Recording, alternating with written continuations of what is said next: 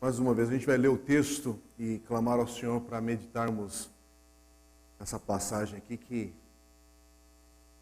é muito especial. Filipenses 2, de 5 a 11. Vou ler na Nova Almeida Atualizada, diz assim: tenham entre vocês o mesmo modo de pensar de Cristo Jesus, que mesmo existindo na forma de Deus, não considerou ser igual a Deus algo que deveria ser retido a qualquer custo. Pelo contrário, ele se esvaziou, assumindo a forma de servo, tornando-se semelhante aos seres humanos. E reconhecido em figura humana, ele se humilhou, tornando-se obediente até a morte e morte de cruz. Por isso também Deus o exaltou sobremaneira. Ele deu um nome que está acima de todo nome, para que ao nome de Jesus se dobre todo joelho nos céus, na terra e debaixo da terra. E toda língua confesse que Jesus Cristo é Senhor, para a glória de Deus Pai. Amém? Vamos orar? Pai querido, vamos meditar nesse texto. Cremos que o Teu Espírito inspirou a vida do apóstolo Paulo para escrever aos Filipenses, essa igreja em Filipos, e pedimos, Deus, que esse texto, o poder do Teu Espírito Santo, fale ao nosso coração no dia de hoje. Vamos falar de Cristo, vamos falar de um texto, Pai, que é muito profundo, denso e necessário para a nossa vida hoje, para o nosso entendimento. Abre realmente, Pai, a nossa mente para compreendermos a grandeza do que está escrito aqui. E o Teu Espírito toque o nosso coração, nossas vidas, e que o Senhor tenha o nosso foco nesta hora. Aqueles que estão online, Pai, possam ter também concentração e atenção àquilo que o Teu Espírito e a Tua Palavra vão ministrar nesta manhã. Cada um de nós a começar em mim. Em Cristo Jesus e para a glória do Teu nome que oramos. Em nome de Jesus. Amém. Amém. Irmãos, a gente vai meditar nessa manhã num texto. Eu estou a semana toda meditando, pensando aquilo que a gente poderia estar falando nessa manhã. E eu tenho certeza que a gente está diante de um texto que nós não compreendemos na sua plenitude. Um texto que a gente pode ler, repetir diversas vezes a leitura, mas de fato há uma distância entre aquilo que está escrito aqui e aquilo que o nosso intelecto, a nossa mente, nós como homens, mulheres, aí não importa a idade, crianças, jovens, adultos, idosos aqui, mas é um texto que, para a gente compreender, eu não sei como explicar. Aliás, a gente canta, e daqui a pouco eu vou voltar nessa questão aqui, a gente canta esse texto diversas vezes, mas eu percebo o quão distante do significado desse texto a gente se encontra. E por favor, sem entrar em questões legalistas ou de expressões corporais, inclusive, quando eu estou falando isso, eu não quero rotular absolutamente ninguém, porque eu também estou me rotulando nisso aqui. Mas aqui é um texto, eu sei que quando a gente está aqui reunido como igreja, ou quando a gente está num grupo de oração, ou num grupo de estudo bíblico, quando eu estou no meu devocional sozinho e me deparo com ele, eu não consigo compreender a grandeza e a profundidade do que está escrito aqui. Aliás, hoje de manhã eu pedi durante a semana para o pessoal do louvor preparar algumas canções que exaltassem Jesus, que falassem sobre Jesus, e muitas vezes a gente canta canções que totalmente apontam, direcionado para esse texto, inclusive. Aliás, se eu não me engano, no último domingo, cantamos um texto que fala a letra, em parte, desse texto aqui de Filipenses. E eu percebo que quando a gente canta, e por favor, aqui eu não estou nem para ridicularizar, nem menosprezar, nem para diminuir a equipe do louvor ou a igreja que está cantando, louvando, interagindo. Mas, de novo, gente, aqui é um texto e a gente pode até falar, cantar. A gente está distante da profundeza dele. Distante. E se a gente compreendesse esse texto entrasse de fato na nossa vida, no nosso coração, na nossa mente, a grandeza que está aqui, nossa forma de se manifestar, de se concentrar, de adorar o Senhor, seria diferente. E aí não estou falando de uma entonação da voz, uma empolgação corporal, eu não sei nem como é que seria isso. E é tão distante que hoje eu tive que pedir ajuda para o Gabriel.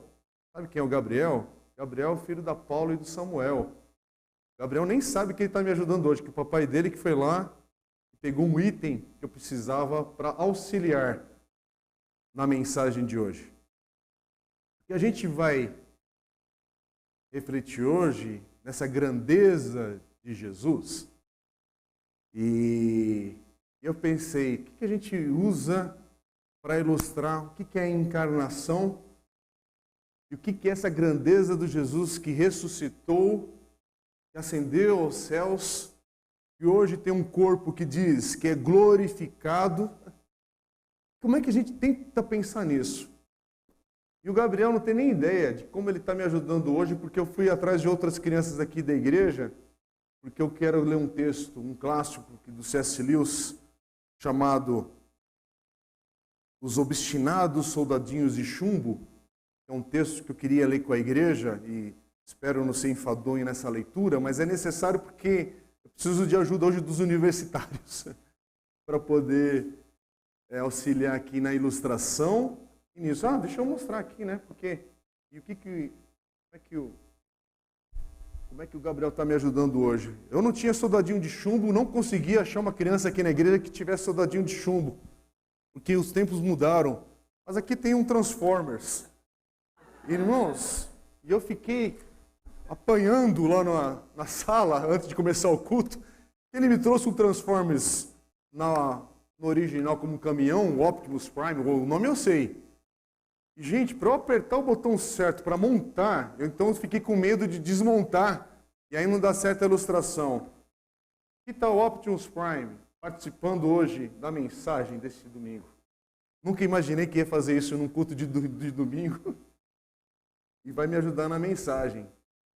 Porque o que eu queria que você imaginasse, esse boneco, se fosse possível, transformando-se num homem, não um Transformers, um carro virando um robô. Já pensou se fosse possível, hoje, esse boneco, se Transformers virar um ser humano?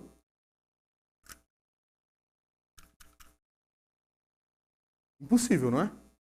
A gente está ainda em 2021, tecnologia não chegou a tanto. Apesar que eu estou assistindo Agentes da S.H.I.E.L.D. lá, que eu gosto. Estou na 6ª temporada, vou para a 7ª agora, e a tecnologia está bem avançada naquele seriado. Mas nem a Marvel, nem a DC Comics, nem os Transformers conseguiram ainda, de fato, trazer isso para a nossa vida. Mas, se fosse possível transformar esse bonequinho aqui em uma pessoa. A gente é tão culto pentecostal aqui de glória a Deus, de Senhor, nos acuda, faça alguma coisa, saíra todo mundo correndo daqui. Mas eu quero ler um texto, um clássico. Aliás, eu já falei outras oportunidades. Você quer agarrar um bom livro cristão que fala sobre coisas básicas da fé e da vida cristã. É considerado no século XX por um grupo de pastores, teólogos e cristãos do mundo todo, numa votação que teve na virada do século, ali no ano 2000, pela Christianity Today, a revista, uma das principais revistas cristãs no mundo todo, e eles elegeram esse livro aqui como a principal referência cristã do século XX. O autor C.S. Lewis escreveu O Cristianismo Puro e Simples. Irmãos, essa edição é nova, inclusive. Na Amazon se encontra super acessível o preço.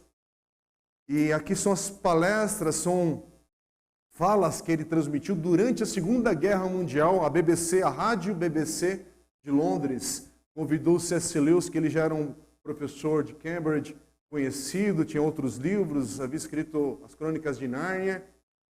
E, aliás, as Crônicas de Nárnia ele escreve um pouquinho depois, mas já era conhecido os seus escritos e outros livros. Ele ficou famoso pelas Crônicas de Nárnia, mas esse livro aqui são as falas dele durante a Segunda Guerra Mundial para encorajar os britânicos, aqueles que ouviam a rádio, com uma palavra de fé, uma palavra cristã de encorajamento.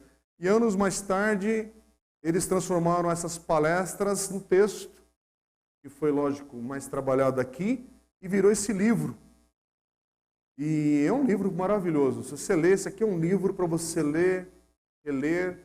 Eu não lembro mais quantas vezes eu já li esse livro, desde a minha juventude aí, que faz tempo, mas eu li. Lembrando desse texto que ele tem, eu queria pedir a liberdade, a licença, aliás, aqui para os irmãos, para poder fazer essa leitura, que é o que eu acho mais próximo aqui de ilustrar com a sabedoria do C.S. Lewis. E talvez te encorajar para continuar depois a leitura desse livro aqui com outros temas difíceis que ele trata, com uma sabedoria que Deus inspirou esse homem aqui maravilhosamente, assim, foi fantástico. Então, aqui nós não temos um soldadinho de chumbo, mas é a ideia que o C.S. Lewis trabalha aqui. Ele diz assim, os obstinados soldadinhos de chumbo. O Filho de Deus se tornou homem para permitir aos homens se tornarem filhos de Deus. Nós não sabemos, em todo caso eu não sei, como as coisas poderiam ter sido se a humanidade nunca tivesse se rebelado contra Deus e aderido ao inimigo. Talvez toda pessoa vivesse em Cristo e partilhasse da vida do Filho de Deus desde o momento do seu nascimento. Quem sabe a vida que chamamos de bios, ou vida natural, teria sido desenhada para dentro da vida que chamamos zoe, a vida não criada, instantânea e imediatamente. Mas isso é pura especulação. Neste momento, você e eu estamos mais preocupados com o funcionamento das coisas. E o atual estado das coisas é o seguinte: no presente, os dois tipos de vida não são apenas diferentes, coisa que sempre teriam sido, mas na verdade opostos. A vida natural em cada um de nós é algo autocentrado, algo que deseja ser paparicado e admirado para tirar proveito de outras vidas e explorar o universo todo. E especialmente algo que deseja ser deixado por conta própria. Manter-se longe de tudo que é melhor, mais forte ou mais elevado do que esse algo, qualquer coisa que possa fazê-lo se sentir pequeno. Tem medo da luz e do ar do mundo espiritual, da mesma forma que as pessoas que foram criadas na sujeira têm medo do banho. E de certa forma isso é assim, mesmo pois nossa vida natural sabe que se a vida espiritual encontrá-la, todo egocentrismo e a vontade própria serão mortos, e por isso vamos lutar com unhas e dentes para evitar que isso aconteça. Será que você já pensou, quando criança, como seria divertido se os seus brinquedos ganhassem vida? Bem, suponha que você realmente conseguisse despertá-los para a vida. Imagine transformar um soldadinho de chumbo em um homenzinho real. Isso significaria a transformação do chumbo em carne. E suponha que o soldadinho de chumbo não gostasse nada disso. Ele não está interessado em ser de carne. E tudo o que ele consegue enxergar é que o seu chumbo está sendo desintegrado. Ele pensará que você está matando-o e fará tudo o que puder para impedi-lo. Em outras palavras, se ele puder evitar, jamais se transformará num homem. Não tenho como saber o que você teria feito com um soldadinho de chumbo desses. Mas o que Deus fez conosco foi o seguinte: a segunda pessoa em Deus, o Filho, tornou-se homem. Nasceu no mundo como um humano de verdade. Um homem real, de certa estatura, com cabelos de uma cor específica, falando uma língua particular e tendo um peso específico. O ser eterno, que sabe de tudo, que criou todo o universo, não só se tornou homem, mas antes disso se tornou um bebê e antes disso um feto dentro do corpo de uma mulher. Se você quiser imaginar algo parecido, pense em como se sentiria caso se transformar em uma lesma ou um caranguejo. Pausa. Queria que você pensasse sobre isso. Pense você se transformando, eu quero usar essa palavra que eu acho forte, transformando numa lesma ou num caranguejo. Essa é a ideia da dimensão ainda muito distante do que é esse ensino e o que a palavra fala sobre o que é Jesus ter se esvaziado, se humilhado. Continuando. O resultado disso foi que passou a existir um homem que era de verdade o que todos os outros seres humanos pretendiam ser. Um homem em quem a vida criada, derivada de sua mãe, passou a ser completa e perfeitamente uma vida gerada. A criatura humana natural nele foi completamente assumida pelo Filho Divino. Assim, em um caso particular, a humanidade chegou aonde deveria chegar. Passou a partilhar da vida de Cristo. Como toda dificuldade para nós se resume no fato de que a vida natural precisa, em certo sentido, ser morta, ele escolheu uma carreira terrena que significava o aniquilamento dos seus desejos humanos a todo momento. A pobreza, a falta de compreensão de sua própria família, a traição da parte de um dos seus amigos mais íntimos, a zombaria e o espancamento por parte das autoridades militares e a execução pela tortura. E então, depois de ter sido morto, em certo sentido, morto diariamente, a criatura humana nele, pelo fato de estar unida ao Filho Divino, retornou à vida. O que ressurgiu em Cristo foi o homem, não apenas o Deus. Eis o resumo de tudo. Pela primeira vez, vimos um homem real. Um soldadinho de chumbo, chumbo de verdade, da mesma forma que todo o resto, despertou completa e esplendidamente para a vida. E aqui, como não poderia deixar de ser, chegamos ao ponto em que a minha ilustração sobre o soldadinho de chumbo se torna limitada. No caso de soldadinhos de chumbo ou de estátuas de verdade, se uma despertasse para a vida, certamente não faria diferença para os soldadinhos de chumbo ou para as estátuas, pois eles estão separados uns dos outros. Mas os seres humanos não estão separados. Até parece que eles estão, porque você os vê andando por aí sozinhos. Acontece que somos feitos de tal forma que só podemos ver o momento presente. Se você pudesse enxergar o passado, certamente ele pareceria diferente. Pois houve um tempo em que todo homem era parte de sua mãe e antes disso ainda também de seu pai e também um tempo em que ele era parte de seus avós. Se você pudesse ver a humanidade ao longo do tempo, assim como Deus a vê, não se pareceria com pontinhos isolados espalhados por aí, mas sim como uma coisa única em franco crescimento, como uma árvore bastante complexa. Cada indivíduo apareceria conectado ao outro. E não é só isso. Os indivíduos não estão realmente separados de Deus mais do que estão uns dos outros. Todos os homens, todas as mulheres e todas as crianças do mundo sentem e respiram neste momento porque Deus, por assim dizer, os mantém em funcionamento. Consequentemente, quando Cristo se tornou homem, não é realmente como se você pudesse se tornar um soldadinho de chumbo específico. É como se algo que sempre afetou toda a humanidade passasse a afetá-la de uma nova maneira. A partir desse ponto, o efeito se espalha por todo o gênero humano e isso faz uma diferença tanto para pessoas que viveram antes de Cristo, quanto para aquelas que viveram depois dele. e faz uma grande diferença, até para pessoas que nunca ouviram falar dele. É como pingar em um copo de água uma gota de uma substância que dê um novo gosto ou uma nova cor a todo o seu conteúdo. Mas é claro que nenhuma dessas ilustrações se aplica com real perfeição. No longo prazo, Deus não é ninguém além dele mesmo, e o que ele faz não é comparável a nada. Você dificilmente esperaria que fosse diferente. Qual é então a diferença que ele fez para afetar toda a humanidade?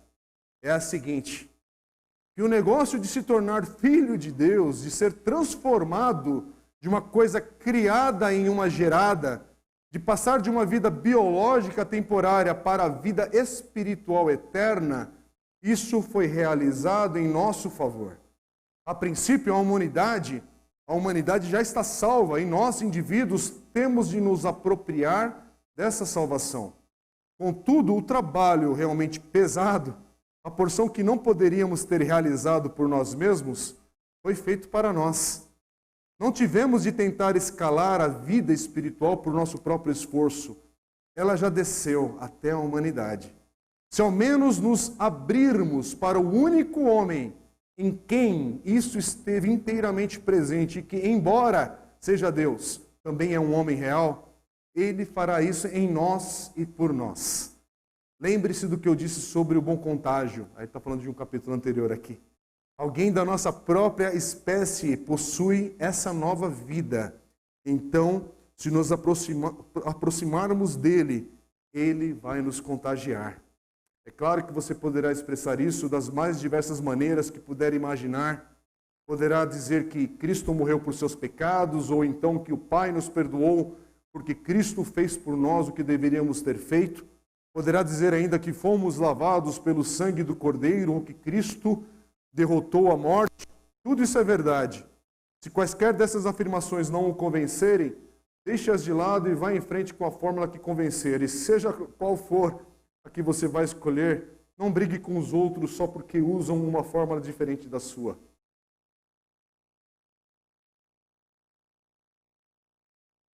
Falar sobre a encarnação. Blá, blá, blá, blá, blá, blá, blá, blá, blá. Sabe por que eu estou falando assim? Eu estou falando uma coisa que eu não compreendo. Como transformar um bonequinho de chumbo, um brinquedo, em gente, em vida. Irmãos, aqui é um texto, falar o que é sobre Jesus ter se esvaziado. É melhor cair a ficha eu ia falar que na cristandade, né? Nos cristãos do mundo todo, que inclui cada um de nós. Isso aqui é um assunto, por mais que a gente fale, a gente não compreende. A gente não compreende. E eu quero repetir esse texto agora de Filipenses, versículos 5 a 7. Presta atenção. Tenham entre vocês o mesmo modo de pensar de Cristo Jesus, que mesmo existindo na forma de Deus, não considerou ser igual a Deus algo que deveria ser retido a qualquer custo. Pelo contrário, ele se esvaziou, assumindo a forma de servo, tornando-se semelhante aos seres humanos e reconhecido em figura humana. Irmãos, esse texto fala desse mistério que a gente tenta pensar, refletir,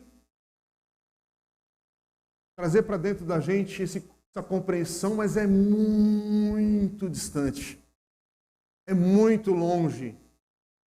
E isso aqui eu estou falando para quem já é do Senhor, para quem é nascido de novo, para quem tem o Espírito de Deus, e ainda assim é muito distante a gente captar algo do que é Jesus ter se esvaziado, do que é Jesus ter suspendido, enquanto ele encarnou aqui, seus atributos divinos, o seu poder como Deus. Irmãos, isso aqui é grande demais imaginar o que é Jesus ter entrado nesse mundo sem pecado. Aliás, é uma das partes que a gente não compreende, inclusive na Bíblia, nos Evangelhos, não relata a infância de Jesus, a gente sabe aquela ida até o templo ali, onde ele vai e tal, mas não fala da infância, detalhes sobre a vida de Jesus. Então a gente não pensar nesse bebê crescendo, a gente estava falando de criança agora, acabou de nascer, a gente vê o Kids aqui. Então é uma dimensão, estamos 2000 anos já dessa história distante. A gente, por mais que pensa, fala que crê, e crê na palavra de Deus, mas a gente não absorve a grandeza do significado aqui. Essa é a distância de eu falar que esse boneco vai ter vida. Ou como C.S. Lewis usa essa expressão, eu me imaginar me tornando uma lesma. Você imaginar a distância que é Deus se tornar homem. E é isso que o texto diz. Ele escolheu se esvaziar. Forma de servo. Servo aqui é a tradução da palavra escravo. Fazendo, versículo 7, fazendo-se semelhante aos homens, tornando-se semelhante aos homens. A NA fala, a NVI vai falar fazendo-se semelhante aos homens. Então, irmãos, eles estão falando de Jesus, o Filho de Deus, assumindo as limitações finitas do homem, da humanidade. E aí entra essa questão, ele é plenamente Deus, plenamente homem. Mas como plenamente Deus, mas ele não usa essa possibilidade para escapar tudo aquilo que aflige cada homem, cada mulher. Ele se tornou completa, verdadeiramente homem. É o que o versículo 8 também diz. Ele humilhou, tornando-se obediente até a morte e morte de cruz. Quando a gente fala de morte de cruz e o que Jesus fez, irmãos, aqui é um dos grandes motivos e razões de aquele que é nascido de novo tem para cada dia de sua vida louvar e adorar ao Senhor Jesus. É adorar o Senhor, é louvar, é ter uma alegria no coração de falar, Senhor, eu não compreendo a grandeza daquilo que o Senhor fez por mim.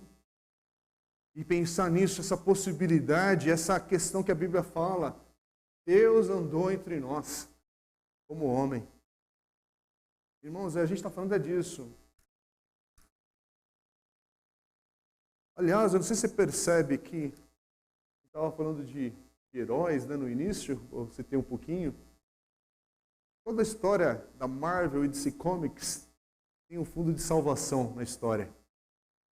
Precisa de um salvador no contexto. Você já parou para pensar nesse grito que está na arte? Que está nessas coisas que o cinema apresenta, em cada produção nova, em cada questão que a arte tenta transmitir, esse grito por socorro e que tem que apresentar um salvador. E quando um filme não tem um salvador, é porque se todo mundo sabe tem alguma coisa errada nessa história, vai dar mal. Por isso que tem o gênero de terror, tem o gênero de policial isso, aquilo outro, mas a essência de qualquer história contada é que tem que ter salvação. Tem que ter amor. Tem que ter resgate. É a essência da narrativa da história, da humanidade. E aqui estamos falando do nosso Senhor. Jesus que se submeteu vir em resgate de cada um de nós desde a queda. Cada homem, cada mulher hoje passa por aflições. Eu tenho falado isso, irmão, se alguém com dúvida dos sinais da queda, nada melhor do que o tempo que a gente está vivendo hoje. De ver tanto desgaste, tanta desgraça, tanta gente desesperada, tanta gente angustiada, tanta gente sem resposta.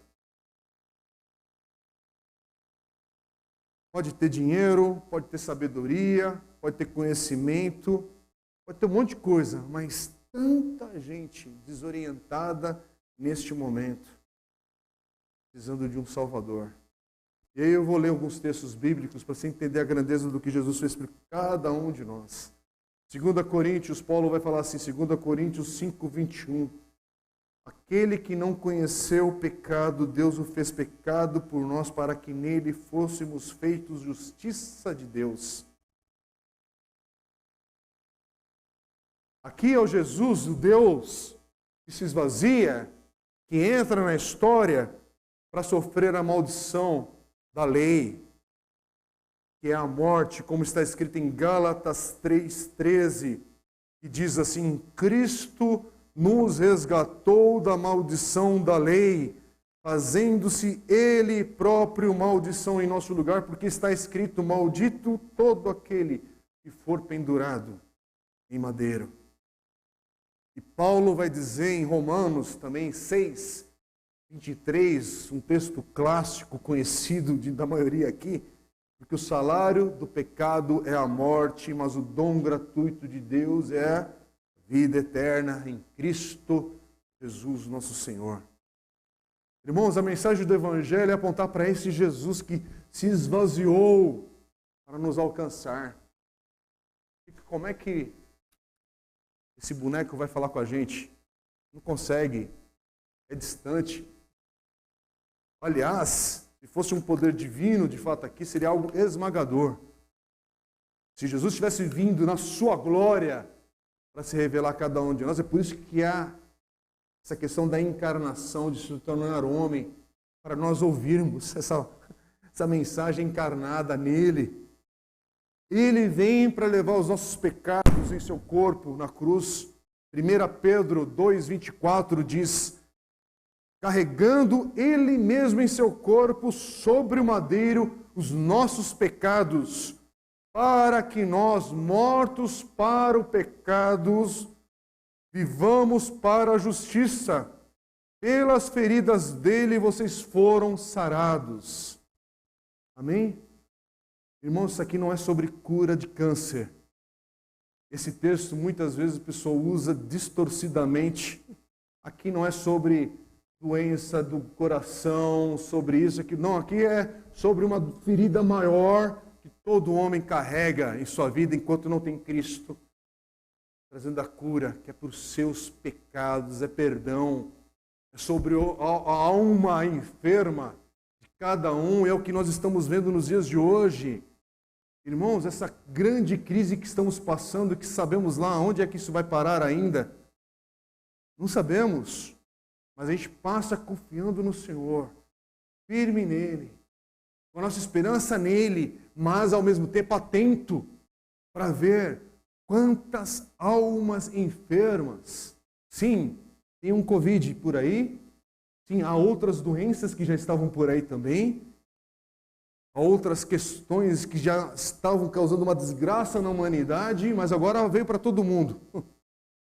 Pelo menos essa doença veio democraticamente para atingir todos, todas as classes, todas as regiões, todo mundo. Agora, uma coisa que ficou explícita é que a alma daqueles que não têm Jesus está enferma. Está enferma.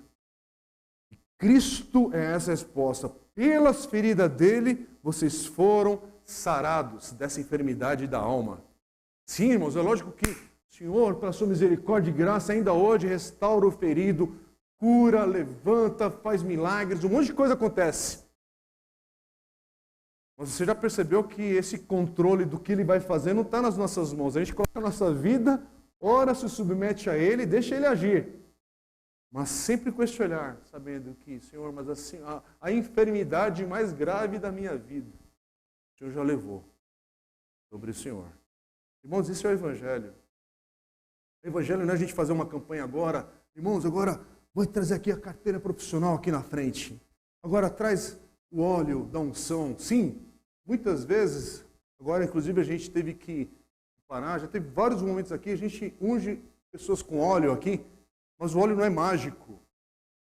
É apenas um simbolismo em obediência a um texto das Escrituras que diz para nós fazermos isso também, crendo que o Espírito de Deus, a soberania do Senhor, age. E nesse momento é um ato de nós amarmos, de nós abençoarmos uns aos outros. É isso que a gente faz aqui na igreja, irmãos. A gente não controla o poder de Deus para cá, para lá. Isso é mágica. Isso é macumba gospel. É sério. É você querer controlar, descobrir qual que é a Bíblia que eu coloco em cima do painel do carro e o meu carro não é mais roubado. Ah, irmão, vai fazer isso lá na Cracolândia. Faz o teste lá. Em uma semana você vai descobrir, se precisar de uma semana. Deixa lá. Falo aqui na igreja, irmãos, eu não falo de zombaria, eu falo por causa de uma questão da vida. Cadê os grandes apóstolos no Hospital das Clínicas orando pelas pessoas que estão com Covid, entubadas? Cadê a turma ungindo? Você vendo lá o pessoal se levantar. Cadê? Cadê a câmera de televisão filmando isso? Você tem que fazer perguntas para justamente questionar algumas coisas que são feitas em nome do Senhor e que são aberrações, que provocam escândalo a Cristo e a sua igreja. Mas, por outro lado, isso não pode criar em você uma casca dura, te brutalizar, e aí você está com familiares enfermos, um filho acamado, o pai desenganado pelos médicos. Isso te tira a esperança de você vir aqui à igreja e orar, e apresentar a vida de alguém que te importa, ou a sua própria vida, e interceder, porque esse é o nosso papel em Cristo. Termos amor, compaixão, servir. E nós não somos solucionadores de problemas, mas nós apontamos para a esperança. Nós apontamos para aquele que é a resposta. Para o angustiado, para o aflito, para o enlutado. E Jesus manifesta nessas oportunidades que é através da sua vida, do teu testemunho, do seu amor, da sua integridade. Sabe aquela situação? Você está na UTI do hospital, aí você tem uma família, tem 2 pacientes ali. Aliás, não, pode pegar um mesmo paciente, família ali ao redor daquela pessoa acamada, nos últimos minutos de vida. Parte da família está louvando ao Senhor. Senhor, obrigado pela vida do meu pai, do meu avô, dê o nome que se encaixar. Obrigado, porque o Senhor sentou até aqui. Obrigado porque Ele cumpriu seu propósito, a sua vida, a sua jornada. E está glorificando a Deus naquele momento de dor. E você tem o outro lado da família. Ah, por que o Senhor não age? Ah, vamos jejuar, igreja. Não vamos deixar Ele morrer. Ah. Você já viu essa cena? O mesmo pessoa, uma doença, mas reações diferentes por uma circunstância que um grupo está olhando com a lente do Evangelho. O outro está olhando com uma lente que está distorcida alguma coisa. Eu não sei explicar o que está distorcido. Meu papel não é esse, tentar explicar porque aquele irmãozinho está desesperado, está olhando assim. Eu não sei, mas eu preciso nesse momento ter a oportunidade de trazer Cristo. Trazer um olhar e falar assim, olha, todos nós aqui vamos, a princípio, experimentar essa primeira morte. Mas o que Jesus promete em Apocalipse, quando você lê ali nas cartas às suas igrejas, é que há uma segunda morte e ao vencedor, ele vai dar a vida eterna. Ao vencedor, aquele que permanecer em Cristo, aquele que é do Senhor, a segunda morte, você não vai experimentar. A morte eterna, não. Mas a primeira morte é a maneira de você chegar ao Senhor. A primeira morte é a forma de você estar com Cristo. E alguns vão experimentar algo que a gente também não sei explicar. Não passamos ainda por esse dia. Como é que eu vou explicar algo que não dá para entender? A palavra de Deus diz que tem o dia do Senhor, que o Senhor virá buscar a sua igreja, e o que a palavra de Deus nos ensina é viva preparado para esse dia. Viva com o coração pronto para estar com o Senhor. Se é o final dessa semana, se é o final deste ano. Aliás, que tempo que nós estamos passando, que temos que viver todos atentos. Porque, de fato, a gente está vivendo uma circunstância de uma enfermidade e outras coisas que estão por aí também, que a gente não sabe, tanto da política, quanto da economia, quanto das desgraças que estão no nosso entorno. E a gente não sabe quando, Covid, você sai na rua e é atropelado. Ah, Covid, você sai na rua, você leva um tiro. Porque o Brasil é criativo para levar você para outra... maneiras de ir para o céu, seja brasileiro, que aqui vai faltar ideias e possibilidades. Mas... então você fica com a cabeça tanto num assunto, num tema, numa angústia, e esquece de olhar para o semáforo abriu. Esquece de ver os perigos da vida no teu entorno, dá atenção para a vida. Mas o que a palavra de Deus fala? Fala para você viver motivado ou movido pelo medo? Ou fala para você caminhar pela fé e não com a estupidez?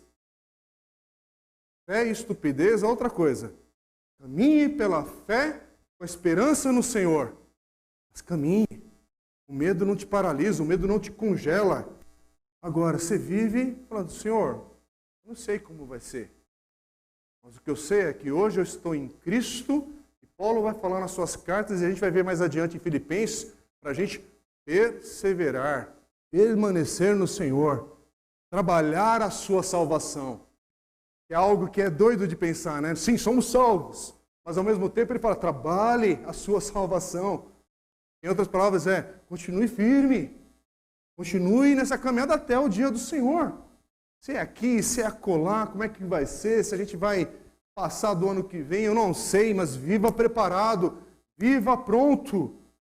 Agora, a grande enfermidade do teu coração já foi solucionada? Porque a grande enfermidade daquele que não está em Cristo chama-se pecado, chama-se, a palavra de Deus fala que você está morto. Por isso que é um milagre o novo nascimento. O Espírito de Deus tem que vir soprar vida em você para você enxergar essas coisas espirituais. É por isso que quando você fala com alguém, quer explicar algumas coisas de textos bíblicos, da palavra de Deus, para alguém que não é nascido de novo, a coisa não anda. Não anda. Agora é o que João diz. Em João, no seu Evangelho, capítulo 1, versículo 29, quando João Batista vê Jesus e fala o quê? Eis o Cordeiro de Deus que tira o pecado. Ele já veio. Ele já venceu. Ele já cumpriu. Ele já te perdoou. É por isso que esse perdão entra a parte de confia no Senhor. Entrega o teu caminho ao Senhor, confia nele e o mais ele fará. Diz o Salmo. Então, irmãos, a gente está vivendo dias que confia no Senhor. Esse Jesus que se esvaziou da sua glória, uma forma de servo. Essa é a grande demonstração do amor de Deus para cada um de nós, a cruz, Gólgota.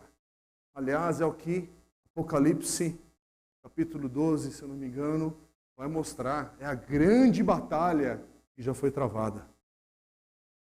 Já foi travada e já foi vencida. É quando Jesus veio, esteve aqui encarnado, entregou a sua vida na cruz, ressuscitou e ascendeu. A luta foi travada. A vitória já foi conquistada. Agora a gente está no aguardar o grande dia do Senhor.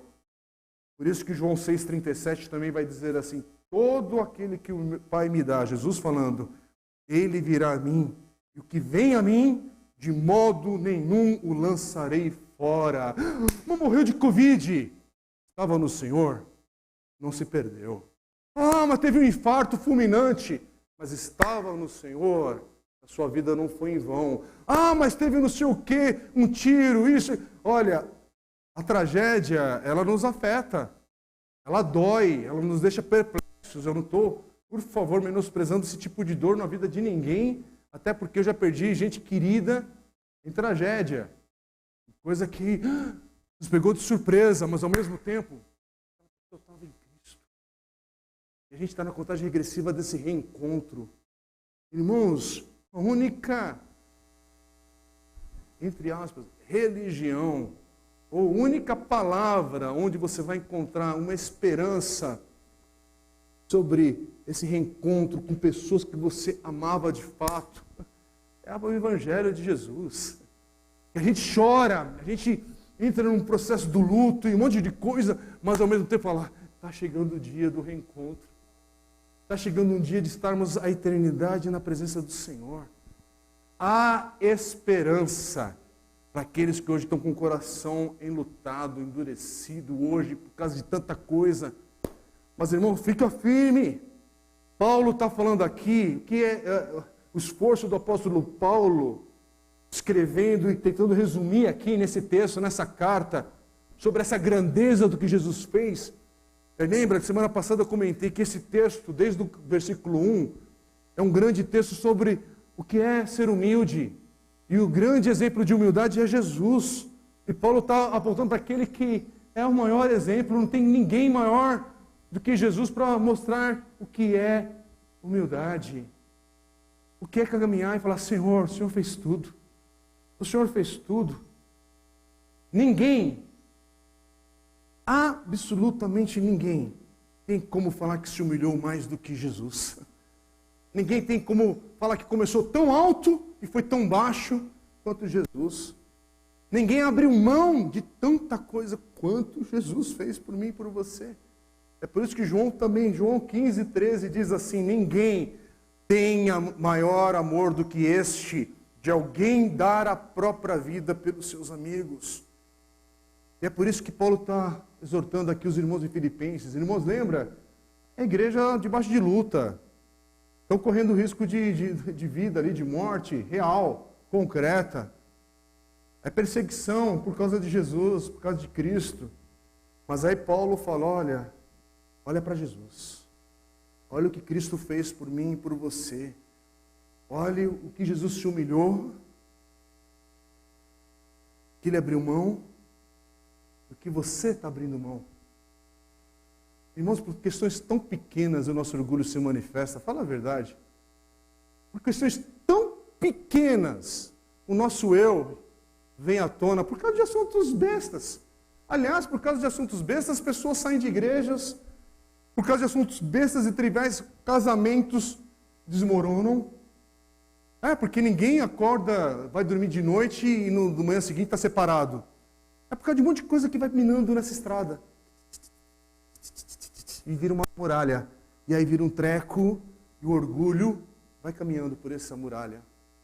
Tanto nos relacionamentos pessoais, nos relacionamentos entre irmãos e irmãs, em igreja e família, entre marido e mulher, pais com filhos que vão se distanciando. Quando você vai ver, é orgulho, orgulho, orgulho. Irmãos, 2 anos dessa crise, e o nariz está empinado ainda. 2 anos dessa crise e não mudou nada na tua estrutura. Para você ver que, olha, Senhor, a gente lê um texto como esse e aí vê que ninguém é exaltado sem passar por essa estrada de se humilhar. E de se humilhar debaixo da mão poderosa do Senhor. E não é se humilhar de qualquer jeito. Não é se humilhar para ser pisado de novo e tal. Não é desse jeito não. Se humilhar. Se entregar a tua condição como está hoje. É parar de mimimi, justificativa para um monte de coisa. Quando você sabe, meu amigo, isso tem nome. Isso é orgulho. Isso tem nome. É orgulho. E olhe para Jesus sim, porque o exemplo de Jesus agora, a gente leu o versículo 9, 10 e 11. Depois de pensar sobre isso, aí que a gente pode cantar.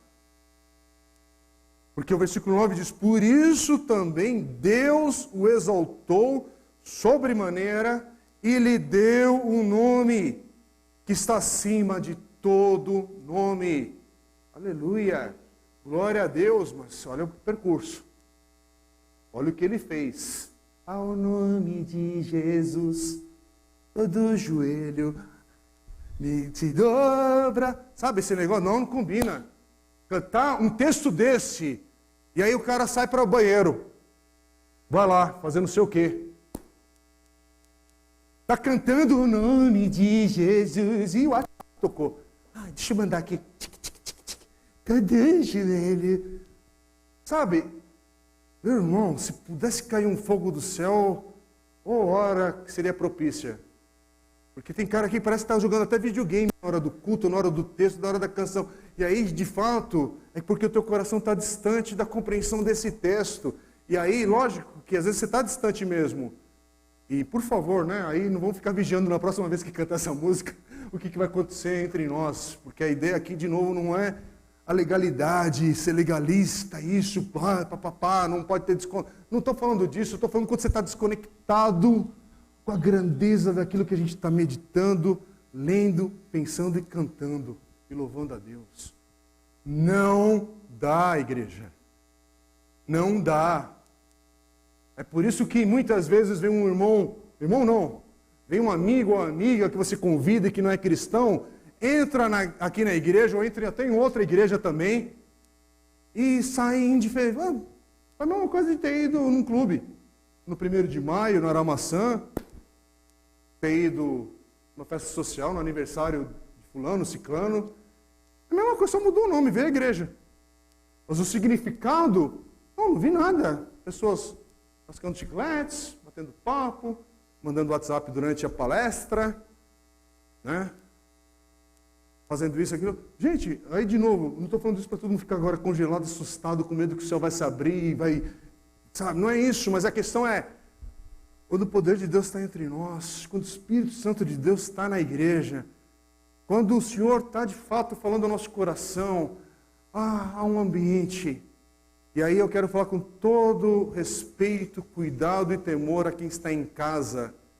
Por isso que, com toda a compreensão que esse momento hoje nos força, e aqui de novo não é o prédio-igreja, é o ajuntamento povo de Deus, que é uma promessa, e quando o povo de Deus se reúne em torno da palavra de Deus, algo especial do Senhor acontece sim. Tanto acontece que eu posso repetir essa mensagem quarta-feira, online, e a experiência é totalmente diferente. Eu não controlo essas palavras, o que o Espírito do Senhor está falando ou fazendo. É algo que só Deus pode fazer. É por isso que a experiência do culto passado, sabe aquela experiência que você às vezes não teve aqui presente? E de novo, por favor, não mistura as ideias com a legalidade do negócio. Você não estava naquele culto, e a pessoa, cara, aconteceu tal e tal coisa, a palavra, o ambiente da adoração, tal, mas você não estava, não faz sentido. Foi, passou. E aí vem uma outra oportunidade de você se reunir, de congregar, de adorar a Deus, e passa a oportunidade, passa aquele momento. Agora, eu estou falando agora desse texto, irmãos. O nome de Jesus, ele já foi exaltado. Está acima de todo nome. Por causa desse caminho de humildade que Jesus se ofereceu, se entregou. Irmãos, é por isso que Deus, Pai, restou seu Filho da sepultura. Jesus levantou-se dos mortos, exaltou acima da terra. Essa experiência da ascensão, quando você lê sobre isso, irmãos, é algo maravilhoso quando a gente pensa isso. Deus exaltando Jesus acima de qualquer anjo, acima de todas as coisas. Deus exaltou, o texto fala, a sua mão direita na glória dos céus. É por isso que o versículo 10 diz, Paulo vai falar aqui o propósito de Jesus ser exaltado, para que ao nome de Jesus se dobre todo o joelho, nos céus, na terra e debaixo da terra. Toda língua confesse que Jesus Cristo é Senhor, para a glória de Deus Pai. Irmãos, de biquinho ou com alegria, mas todo o joelho vai se dobrar diante de Jesus. Todos os faraós que passaram nessa terra se dobrarão diante de Jesus. Todos os Herodes que passaram, todos os grandes reis se dobrarão diante de Jesus. Todos esses grandes ditadores da humanidade que infligiram mal por séculos e séculos e séculos se dobrarão diante de Jesus. O crente se dobrará com alegria, mas muita gente se dobrará porque terá que se dobrar. Eu estou falando aqui porque está na palavra do Senhor isso, eu não estou falando aqui para a gente agora, está vendo? Aquele cara vai se dobrar, vai se... Não é nesse sentido não, porque Senhor, tem misericórdia para que ainda muitos se curvem diante do Senhor, porque se entregaram suas vidas a esse apelo, chamado que Jesus faz, que ainda é tempo de você também tirar a sua arrogância, a sua prepotência, o seu orgulho e entender que todo homem, toda mulher precisa de Jesus como seu Senhor e Salvador. Ele é o único que perdoa os pecados, que dá nova vida, que dá essa esperança e propósito para cada um de nós. Steve Lawson, pastor que eu tenho lido o seu comentário para preparar aqui as mensagens, já compartilhei aqui na igreja diversas vezes o seu livro, ele escreve assim: curvar-se é um sinal de submissão a uma autoridade superior. Indica a rendição do menor àquele que é maior. Preste atenção em quem um dia vai se curvar. São incluídos aqueles que estão nos céus, o que abrange todo anjo eleito e todo santo glorificado no céu, de todas as eras.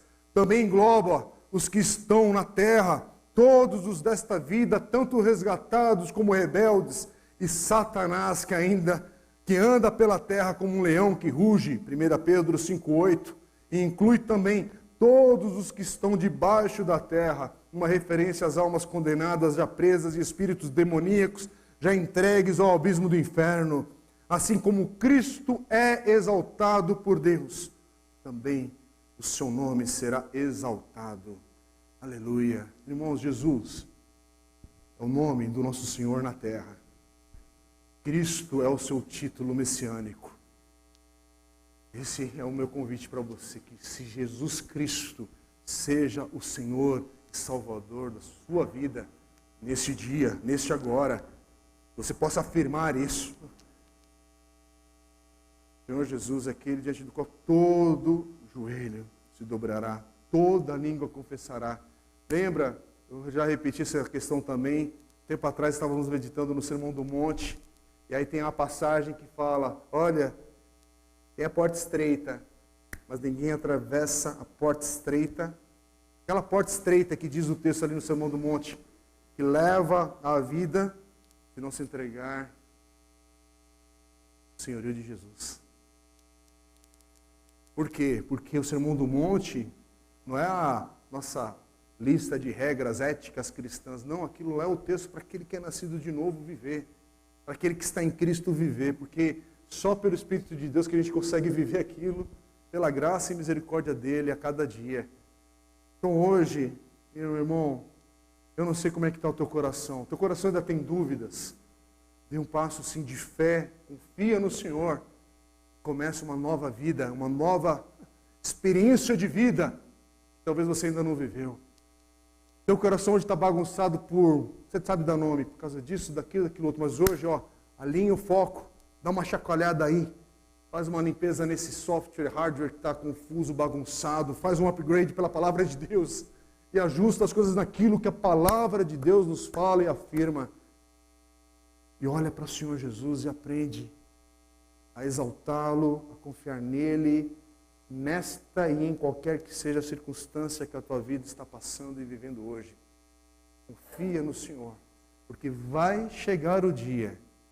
Eu quero estar naqueles que vão fazer isso com alegria, um regozijo no coração, de celebração. E nós vamos nos curvar diante desse Senhor, Salvador. Vamos orar. Pai querido, esse texto, Senhor, fala ao nosso coração sobre o senhorio de Cristo, sobre o verdadeiro exemplo de sua humildade que se esvaziou por cada um de nós, Deus. Oh, meu Deus, quão difícil é a profundeza disso que meditamos hoje, Pai, compreender, entender e assimilar isso, mas, Senhor, a graça do Senhor, pedimos que o Teu Espírito hoje nos ilumine, traga entendimento e traga também a convicção daquele que está longe do Senhor Cristo e outros irmãos e irmãs aqui hoje para serem fortalecidos e encorajados nesta palavra, a continuarem nessa caminhada de obediência e submissão ao Senhor, confiando em Ti até o último dia, até o dia de Cristo Jesus. Ajude-nos como Tua igreja. Sim, estamos passando dias de muita luta, mas ajude-nos, Senhor. Sustenta-nos, guarda-nos. Sei com cada uma das famílias aqui, Pai, cada um dos meus irmãos e irmãs, ajude-nos nesta hora, porque é para a glória do Senhor, para a glória de Deus Pai, esse texto afirma com todas essas coisas em Cristo Jesus. E assim cremos e assim oramos em Cristo Jesus. Amém. Amém.